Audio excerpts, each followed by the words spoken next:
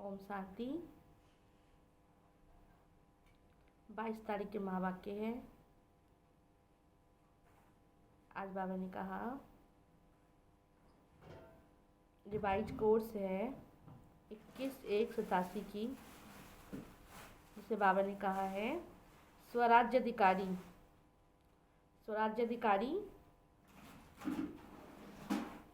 विश्व राज्याधिकारी, स्वराज्याधिकारी सो विश्व राज्याधिकारी। आज भाग्य विधाता स्वराज्याधिकारी विश्व राज्याधिकारी। आज भाग्य विधाता बाप अपने सर्वश्रेष्ठ भाग्यवान बच्चों को देख रही हैं। बाप दादा के आगे अब सिर्फ ये संगठन नहीं है, लेकिन चारों ओर के भाग्यवान बच्चे सामने हैं, है ना। चारों ओर के जो भी जहाँ बच्चे हैं बाबा के सामने उस समय सभी बच्चे मौजूद होते हैं सुखचम में। तो बाबा ने कहा आज भाग्य विधाता बाप अपने सर्वश्रेष्ठ भाग्यवान बच्चों को देख रही हैं। बाप दादा के आगे अब सिर्फ ये संगठन नहीं, लेकिन चारों ओर के भाग्यवान बच्चे सामने हैं। चाहे देश विदेश के किसी भी कोने में है, लेकिन बेहद बाप बेहद के बच्चों को देख रही हैं। ये साकार वतन के अंदर स्थान की थोड़ी हद हो जाती है। जब बाबा धरती पे आते हैं परमात्मा, तो फिर बैठने की थोड़ी दिक्कत हो जाती है बच्चों को, लेकिन बाबा कहते हैं ऊपर तो कोई जगह ही जगह है, जितनी देर चाहो बैठ के भगवान से मिलन मना सकते हो। तो चारों ओर के भाग्यवान बच्चे सामने, चाहे देश है चाहे विदेश है, किसी भी कोने में है, लेकिन बेहद का बाप बेहद के बच्चों को देख रही हैं। ये साकार वतन के अंदर स्थान की थोड़ी हद हो जाती है। बाप की दृष्टि में सर्व ब्राह्मण आत्माओं की सृष्टि समाई हुई है। बाबा की दृष्टि में सब बच्चे समाये होते हैं उस समय। तो बाबा ने कहा सृष्टि समाई हुई है, दृष्टि की सृष्टि में सर्व सम्मुख हो। भगवान की दृष्टि में कोई कहीं भी बच्चे बैठे हैं चारों दिशाओं में, लेकिन भगवान के नज़रों में बाबा कहते तुम मेरे बच्चे समाये हुए हो। भाग्य विधाता भगवान देख देख हर्षित होते हैं, जैसे बच्चे बाप को देख हर्षित होते हैं। बाप भी सर्व बच्चों को देख हर्षित होते हैं। बेहद बाप के बच्चों को देख रूहानी नशा फकुर है। एक बच्चा इस विश्व के आगे विशेष आत्माओं की लिस्ट में है। फिर भी बाप आगे आने से बाबा ने कहा बाप का बनने से विश्व के आगे है। विश्व विशेष आत्मा है, इसलिए चाहे और कुछ भी ज्ञान के विस्तार को ना जाने, लेकिन शब्द बाबा, शब्द प्यारा अक्षर है ना, मीठा बाबा प्यारा बाबा परमात्मा के लिए इसलिए लगाते हैं शब्द, ताकि अपनापन जुड़े। आत्मा बन गए, दुनिया के आगे महान आत्मा तो बन गए। दुनिया के आगे महान आत्मा के स्वरूप में गायन योग्य तो बन ही गए। इतना श्रेष्ठ सहज भाग्य है, समझते हो। क्योंकि बाबा शब्द की चाबी किसकी? सर्व खजानों की चाबी है। पांडवों की बाबा ने कहा इस चाबी किसको मिली है? माताओं की मिली है या पांडवों की प्राप्त है? किसको प्राप्त है? सभी बच्चों को प्राप्त है। तो बाबा ने कहा चाबी लगाने आती है? बाबा ने पूछा चाबी लगाने आती है? चाबी लगाने की विधि है दिल से जानना मानना। सिर्फ मुख से कहा तो चाबी होते भी लगेगी नहीं, दिल से कहोगे तो ये चाबी लगेगी। अगर सिर्फ कहने मात्र कहोगे तो चाबी नहीं लगेगी।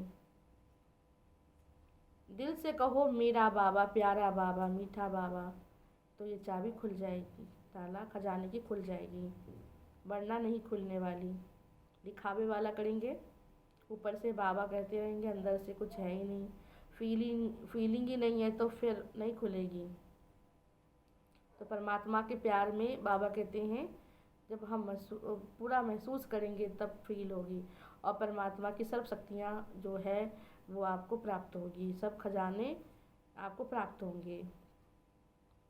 खुले खजाने, भरपूर खजाने, ऐसे नहीं कि जो पीछे आए हैं तो खजाने ख़त्म हो जाएंगे, नहीं। जितने भी अब तक आए हैं अर्थात बाबा के बने हो, भविष्य में जितने बनने वाले हो, उन सब से खजाने अनेकानेक गुना ज़्यादा है ना। बाबा कहते चाहे लेट आते हो तो भी खजाने आपको ज़्यादा से ज़्यादा ही मिलेगा, कम नहीं मिलेगा, क्योंकि ये खजाना ऐसा है जो कभी ख़त्म नहीं होता है।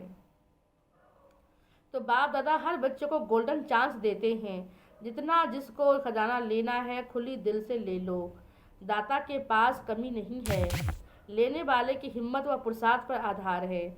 ऐसा कोई बाप सारे कल्प में नहीं है जो इतने बच्चे हो और हर एक भाग्यवान ही हो। घर में 2-4 बच्चे होते हैं तो किसी की क्या किस्मत होती, किसी की क्या भाग्य होता है, सबके अपने कर्मों के अनुसार होता है। पर यहाँ भगवान के जो भी बच्चे बनते हैं वो सब भाग्यवान ही होते हैं। तो ऐसा कोई बाप है जिसके सारे बच्चे ही भाग्यवान हो। इसलिए सुनाया कि रूहानी बाप दादा को रूहानी नशा है। सभी की मधुबन में आने की मिलने की आशा पूरी हुई। भक्ति मार्ग की यात्रा से फिर मधुबन में आराम से बैठने की रहने की जगह तो मिली। भक्ति में तो देखो लाइन लगा के खड़े रहते हैं बाहर मंदिरों के कतार में। तो नंबर आता है तो फिर फटाफट 1 मिनट दर्शन किया, आगे बढ़ो कह देते हैं। और कितने कितने घंटे लाइनों में खड़े रहते हैं। यहाँ बाबा के घर में जाते हैं, आराम से खाते पीते सोते परमात्मा को याद करते, तभी तो अपनापन की फीलिंग आती है, ऐसा लगता है अपने घर आ गए हैं। तो आराम से बैठने की रहने की जगह तो मिली ना। मंदिर में तो खड़े खड़े सिर्फ दर्शन करते हो, यहाँ आराम से बैठे तो हो ना। वहाँ तो भागो भागो चलो चलो कहते हैं, और यहाँ आराम से बैठो, आराम से याद की खुशी से मौज मनाओ। संगम युग में खुशी मनाने के लिए ही तो आए हो ना। तो हर समय चलते फिरते खाते पीते खुशी का खजाना जमा किया। कितना जमा किया? इतना किया जो 21 जन्म आराम से खाते रहो। मधुबन विशेष सर्व खजाने जमा करने का स्थान है, क्योंकि यहाँ एक बाप दूसरा न कोई। ये साकार रूप में अनुभव करते हो, वहाँ बुद्धि द्वारा अनुभव करते हो, लेकिन यहाँ तो प्रत्यक्ष बाबा को सामने देखते हो। तो यहाँ तो प्रत्यक्ष में साकार जीवन में सिवाय बाप के और ब्राह्मण परिवार के और कोई नज़र आता है क्या? एक ही लगन, एक ही बातें, एक ही परिवार और एक ही रस स्थिति है ना। एक ही परिवार है हमारा, है ना, एक ही लगन में है, एक ही परिवार है, एक ही रस है। और बाबा कहते पढ़ना और पढ़ाना शक्तिशाली बनना होता है, पढ़ना पढ़ाना और शक्तिशाली बनना होता है। यही काम है ना। कितने क्लास करते हो, यहाँ तो विशेष जमा करने का साधन मिलता है, इसीलिए सब भाग भाग कर बाबा के घर पहुँच जाते हो। बाप दादा सभी बच्चों को विशेष यही स्मृति दिलाते हैं, सदा स्वराज्याधिकारी स्थिति में आगे बढ़ते चलो। स्वराज्याधिकारी की यही निशानी है, विश्व राज अधिकारी। जो स्व पे राज्य कर लेता है वो विश्व पे भी राज्य कर लेता है। कई बच्चे रूढ़िहान करते हुए बाबा से पूछते हैं हम भविष्य में क्या बनेंगे। तो आपको खुद पता चल जाएगा आप क्या बनोगे। जैसा पुरुषार्थ होगा वैसा ही आपका पद होगा। तो कई बच्चे बाबा से पूछते हैं बाबा क्या बनेंगे। बाप दादा बच्चों को रिस्पॉन्ड करते अपने आप को एक दिन भी चेक करो तो मालूम पड़ जाएगा कि मैं राजा बनूंगा या साहूकार बनूंगा व प्रजा बनूंगा। पहले अमृत वेले से अपने मुख्य 3 कारोबारी के अधिकारी अपने सहयोगी साथियों को चेक करो, है ना। बाबा कहते हैं कौन है आपके कार्य करने वाले कौन है, कार्यकर्ता आपके कौन है। तो सबसे पहला कौन सा है, हमारे अंदर 3 शक्तियाँ जो मुख्य है। तो सबसे पहला क्या है, उनको चेक करो, मन को चेक करो। दूसरा मन का काम क्या होता है, संकल्प शक्ति। और दूसरा बुद्धि, क्या कौन सी शक्ति, निर्णय शक्ति। और बाबा ने कहा तीसरा संस्कार, पिछले व वर्तमान श्रेष्ठ संस्कार। ये तीनों विशेष आपके कौन हैं, कारोबारी हैं। जैसे आजकल के ज़माने में राजा के साथ महामंत्री या विशेष मंत्री होते हैं ना, उन्हीं के सहयोग से राज्य कारोबार चलती है। सतयुग में मंत्री नहीं होते, क्योंकि आप बुद्धिमान होते हो तो अपने बुद्धि के बल से राज्य चलाते हो। तो बाबा ने कहा सतयुग में मंत्री नहीं होंगे, समीप के संबंधी साथी होंगे। किसी भी रूप में साथी समझो, मित्र समझो, मंत्री समझो, लेकिन यह चेक करो ये तीनों स्व के अधिकारी से चलते हैं। इन तीनों पे स्व का राज्य है, मन, बुद्धि और संस्कार पे हमारा राज्य है, ये चेक करो। तो राजाई संस्कार तभी माना जाएगा जब आप तीनों पे कंट्रोल कर सकेंगे। आप चलते हो, मन आपको चलाता है, या मन को आप चलाते हो, या मन को चलाते हो? जो चाहो जब चाहो वैसा संकल्प कर सकते हो, जहाँ बुद्धि लगाना चाहो वहाँ लगा सकते हो। वह बुद्धि आप राजा को भटकाती तो नहीं है। संस्कार आपके वश में है या आप उसके वश में हो? राज्य अर्थात अधिकारी, राज्य अधिकारी जिस शक्ति को जिस समय जो ऑर्डर करे वो उसको मानना ही पड़ता है ना। अगर नहीं मानता तो राजा तो नहीं हुए आप।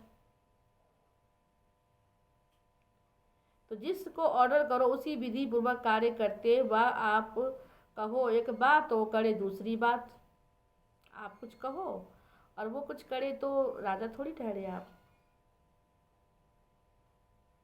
तो बाबा ने कहा क्योंकि निरंतर योगी अर्थात स्वराज्य अधिकारी बनने का विशेष साधन मन और बुद्धि है। मंत्री है मन मना भव का। योग को बुद्धि योग कहते हैं। अगर ये विशेष आधार स्तंभ अपने अधिकार में नहीं है, वह कभी है कभी नहीं है, कब अभी अभी है अभी अभी नहीं है, तीनों में से एक भी कम अधिकार है, तो इससे चेक करो हम राजा बनेंगे? कोई भी कार्यकर्ता आपका कार्य नहीं करता है तो कैसे राजा बनेंगे? कोई भी मंत्री आपको धोखा दे रहा है, उस पर राज्य कंट्रोल चल ही नहीं रहा आपका, तो आप राजा कैसे कहलाएंगे? तो बाबा ने कहा क्या बनेंगे बताइए? प्रजा बनेंगे ना। बहुत काल के राजाधिकारी बनने के संस्कार बहुत काल के भविष्य राजाधिकारी बनाएंगे। अगर कभी अधिकारी कभी वशीभूत हो जाते हो, आधा कल्प अर्थात पूरा राज्य भाग का अधिकार प्राप्त नहीं कर सकेंगे। आधा समय के बाद त्रेता युगी राजा बन जाएंगे। जो अभी कमाएगा वो बहुत बड़ा लॉस करेगा। आधा कल्प के फिर उसके हाथ से बहुत कुछ चला जाता है। इससे चेक करो हम राजा बनेंगे प्रजा बनेंगे। बहुत काल के राज्याधिकारी बनने के संस्कार बहुत काल के भविष्य राज्याधिकारी बनाएगा। अगर कभी राज्याधिकारी कभी वशीभूत, आधा कल्प अर्थात पूरा राज्य भाग का अधिकार प्राप्त नहीं कर सकेंगे। आधा समय के बाद त्रेता युगी राजा बन सकेंगे। अगर वशीभूत बार बार होते हो तो संस्कार अधिकारी बनने के नहीं, राज्य अधिकारियों के राज्य में रहने वाले हैं। वो कौन हो गए? वो हुई प्रजा। तो प्रजा समझ, वो हुई प्रजा तो समझा। क्या हुए फिर? प्रजा। राजा कौन बनेगा? प्रजा कौन बनेगा? अपने ही दर्पण में अपने तकदीर की सूरत देख लो। ज्ञान अर्थात नॉलेज की दर्पण तो है ना। तो अभी बहुत समय के अधिकारी बनने का अभ्यास करो। ऐसे नहीं अंत में तो बन ही जाएंगे। अगर अंत में बनेंगे तो अंत का एक जन्म थोड़ा राज्य आपको भी बाबा दे देगा। जो भी नहीं करता है, जो सोचता है कोई बात नहीं अंत में तो बन ही जाएंगे ना, तो फिर बाबा ने कहा ठीक है अंत का एक जन्म दे दूंगा, बचा खुचा मिल जाएगा माल। जैसे आप बचा खुचा में आके करोगे तो बचा खुचा बाबा भी दे देगा आपको, जो अभी हम समझ नहीं रहे। जब समझेंगे तो कुछ नहीं मिलेगा आपको। बाबा कहते आपके हाथ में है। तो बाबा ने कहा देखो बच्चे अंत में स्वाद बहुत मिल जाएगा। तो इसीलिए बाबा कहते बहुत काल के अभ्यासी बनो। बहुत काल हमारे मन बुद्धि पे कंट्रोल, हर चीज़ पे कंट्रोल। राजा हैं तभी राज्य अधिकारी बनेंगे। ये बाबा ने अंतर बताया। आज हमने पूछा ना कि हम राजा बनेंगे कि प्रजा बनेंगे, तो बाबा ने इसका बता दिया डेफिनेशन क्या है। भाई इस आपके मन बुद्धि संस्कार पे पूरा कंट्रोल है तो तुम राजा हो। अगर एक पे है एक पे नहीं है तो भी आपको नहीं माना जाएगा राजा। तो बहुत समय का अभ्यास नहीं होगा तो कार्यकर्ता आपको अपने अधिकार में चलाते हैं, वह डगमग स्थिति करते हैं अर्थात धोखा देते हैं, तो दुख की लहर का अनुभव कराते रहते हैं। तो अंत में भी धोखा मिल जाएगा। धोखा अर्थात दुख की लहर जरूर आएगी। इसलिए बाप दादा सभी बच्चों को फिर से स्मृति दिलाते हैं राजा बनो और अपने विशेष सहयोगी कर्मचारी व राज्य कारोबारी साथियों को अपने अधिकार से चलाओ। समझा? समझा? बाप दादा के यही देखते हैं कौन कौन कितने स्वराज्य अधिकारी बने हैं। अच्छा तो सब क्या बनना चाहते हो, राजा बनना चाहते हो? तो स्वराज अधिकारी बने हो, वह यही कहते बन रहे हैं। बन तो जाएंगे, गे नहीं करना, करना ही है, बनना ही है। जिसके लिए कर लेंगे तो फिर तो हो गया काम, फिर नहीं होने वाला। अभी करना है, अभी अभी करना है। बहुत समय का संस्कार अभी चाहिए। वैसे तो बहुत काल नहीं, थोड़ा काल है, लेकिन फिर भी इतने समय का अभ्यास नहीं होगा तो लास्ट में समय उलाहना नहीं देना। हमने तो समझा था लास्ट में बन जाएंगे। गीत गाते हो ना? बाप दादा यही देखते कौन कौन कितने स्वराज अधिकारी बने। अच्छा तो सब क्या बनना चाहते हो, राजा बनना चाहते हो, स्वराज अधिकारी बने हो, या कहते हो बन जाएंगे? तो राज्य भाग्य लेना है तो अभी अभी अभी करना है। बाप कहेंगे अच्छा राज्य भाग्य देने को देख लेंगे। जो अभी कहते हो ना देख लेंगे, तो बाबा भी देख लेंगे आपको। अच्छा राज्य भाग देने को भी देख लेंगे, सुनाया ना? बहुत समय का संस्कार अभी तो चाहिए। वैसे तो बहुत काल नहीं है, थोड़ा काल है, लेकिन फिर भी इतने समय का अभ्यास नहीं होगा तो लास्ट समय यू उलाहना नहीं देना। हमने तो समझा था लास्ट में हो जाएगा, लास्ट में हो जाएगा। नहीं, अब होना है, बनना है। अपने ऊपर राज्य करो, अपने साथियों के ऊपर राज्य करना नहीं है। बाबा ने कहा कब नहीं अब, कब नहीं अब, कब हो जाएगा नहीं, अब होना ही है, बनना ही है। अपने ऊपर राज्य करो, अपने साथियों के ऊपर राज्य करना नहीं। शुरू करना है जिस स्व पे राज्य है, उसके आगे अभी भी स्नेह के कारण सर्व साथी भी, चाहे लौकिक चाहे अलौकिक, सभी जी हजूर हाँ जी करते हुए साथी बनकर रहते हैं। स्नेही और साथी बन हाँ जी का पाठ प्रैक्टिकल में दिखाते हैं। ऐसे आपकी ये सर्व कर्मेंद्रियां, विशेष शक्तियां, कौन सी शक्तियां? मन, बुद्धि और संस्कार। विशेष शक्तियां सदा आपके स्नेही सहयोगी रहेंगे और उसका प्रभाव साकार में आपके सेवा के साथियों और लौकिक संबंधियों साथियों में पड़ेगा। दैवी परिवार में अधिकारी बन ऑर्डर चलाना यही नहीं चल सकता है, ये नहीं चल सकता है। स्वयं अपनी कर्मेंद्रियों को ऑर्डर में रखो। स्वतः ही आपके ऑर्डर करने के पहले सर्व साथी आपके ऑर्डर सहयोगी बनेंगे। स्वयं सहयोगी बनेंगे तो ऑर्डर करने की आवश्यकता नहीं। स्व बाबा ने कहा ना, स्वयं पे अपने सहयोगी आकर स्वयं अपने सहयोग की ऑफर करेंगे, है ना? बाबा कहते सहयोगी आपको खुद ऑफर करेंगे, कोई भी सेवा के लिए खुद ऑफर करेंगे। स्वराज अधिकारी बनो। अच्छा राजा बनना है तो बाबा ने कहा बहुत काल का प्रसाद, मांगना नहीं पड़ता उनको, सहयोगी अपने आप हो जाता है, मांगना नहीं पड़ता। स्वयं राजाधिकारी बनो। अच्छा ये मेला भी ड्रामा में नूंद है। वाह ड्रामा कह रहे हैं, दूसरे लोग अभी हाय ड्रामा कहते हैं, आप कहते हो वाह ड्रामा। वाह ड्रामा, वाह जो प्राप्ति होती है, प्राप्ति के आगे कोई मुश्किल नहीं लगता है। तो ऐसे ही जब इतने श्रेष्ठ परिवार से मिलने की प्राप्ति हो रही है तो कोई मुश्किल नहीं लगेगा। मुश्किल लगता है, खाने में ठहरना पड़ता है। खाओ तो प्रभु अर्पण करके खाओ, क्यों में ठहरो तो प्रभु के गुण गाओ। यही काम करना है ना। ये भी रिहर्सल हो रही है, अभी तो कुछ भी नहीं है, अभी तो वृद्धि होगी ना। तो तासी में इतने बच्चे कहाँ थे जो अभी जो हुए हैं 95-6 से, जो इतने बच्चे बड़े हैं। ऐसे अपने को मोल्ड करने की आदत डालो। जैसे समय होगा वैसा चलाना पड़ेगा, जैसे समय वैसे अपने आप को चला सकेंगे।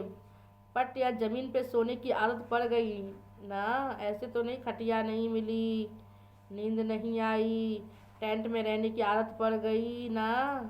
अच्छा ठंड अच्छा लगा, ठंडी तो नहीं लगती है। जब बहुत बच्चे हो जाते हैं तो टेंट में रुकना पड़ता है ना। अभी तो बीमारी कारण फिर से बच्चे जा ही नहीं रहे अब तो। पहले जो छुट्टी थी तो 20-20 हज़ार जाते हैं। तो बाबा ने आगे की घोषणा देखो, तो तासी में ही बोल दिया था कि बच्चे बढ़ेंगे तो अभी और भी करना पड़ेगा। तो टेंट में रहने की आदत पड़ गई ना, अच्छा लगा, ठंडी तो नहीं लगती है। अभी सारे आबू में टेंट लगाएंगे। टेंट में सोना अच्छा लगा या कमरा चाहिए? याद है पहले पहले जब पाकिस्तान में थे तो महारथियों को पट पे ही सुलाते थे, 3 फुट देकर सुलाते थे। और जब ब्राह्मण परिवार की वृद्धि हुई तो कहाँ से शुरुआत की? टेंट से शुरू हुई ना। तो पहले जो निकले वो टेंट में रहे, टेंट में रहने वाले सेंट यानी कि महात्मा बन गए।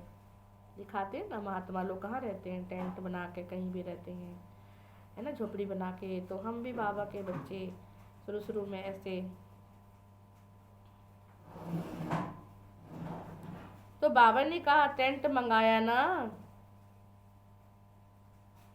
सेंट बन गए, सेंट बन गए, महात्मा हो गए, साकार पाठ होते भी टेंट में रहे।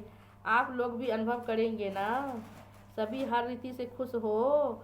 अच्छा, फिर और 10,000 मंगा के टेंट देंगे, प्रबंध करेंगे। सब नहाने के प्रबंध का सोचते हो, वो भी हो जाएगा। याद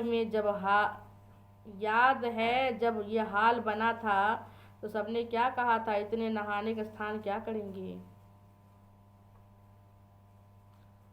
ये ऊपर की बात है ना, पांडव भवन में जब आते थे रुकने, वहाँ तो 3-4 या 5,000 की कैपेसिटी है। अब देखो, जब ये हाल बना तो क्या सबने कहा था? इतने नहाने का स्थान क्या करेंगे? इसी लक्ष्य से ये बनाया गया था। भाई भगवान बनवाता है तो उसमें ना, इतने नहाने का स्थान क्या करेंगे?